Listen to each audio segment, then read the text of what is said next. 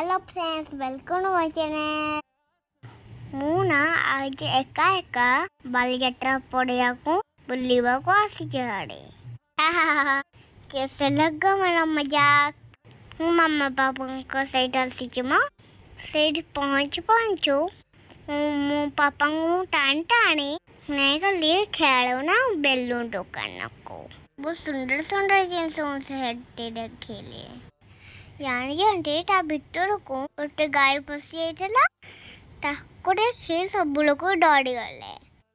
ମାମା ଘରର ଜିନିଷ ଟିକେ କିଣିଦେ। ତାପରେ ଆମେ ଗଲୁ ଆଡ଼େ ନଦୀ କୂଳକୁ। ସେଇଠି ପହଞ୍ଚିକି ମୁଁ ବହୁତ ଖୁସି ହେଇଗଲି। ସିଧା ମୁଁ ତଳକୁ ଦୌଡ଼ିଲି।